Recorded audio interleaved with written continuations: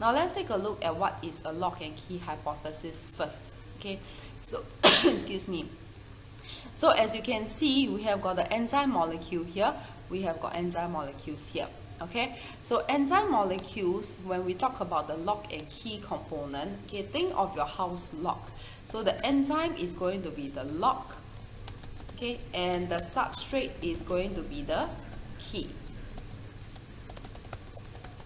Okay, so which means to say that for each and every enzyme in the lock and key hypothesis, there is only one key for each lock. Just as your house lock, there is only one particular key that can fit into that lock. You are not going to be able to use your room key to open your house lock. Okay, so as you can see in both the scenarios, the enzymes fit beautifully right into the location, the grooves of these enzymes. Okay, and these are what we call the active site.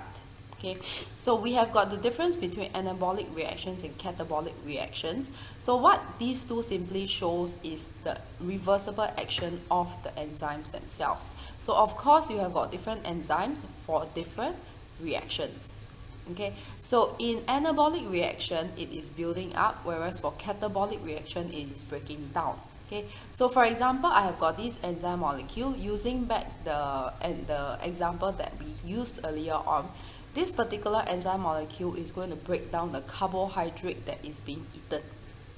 Alright, so this carbohydrate is broken down into your glucose components, and that is an example of catabolic, whereby you have got large components being broken down into smaller components.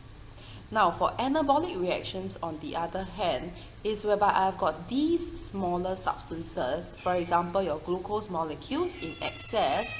These will then be joined back together to form a large complex for storage, for example your glycogen component. Okay, so all this is explained in the notes that you have here.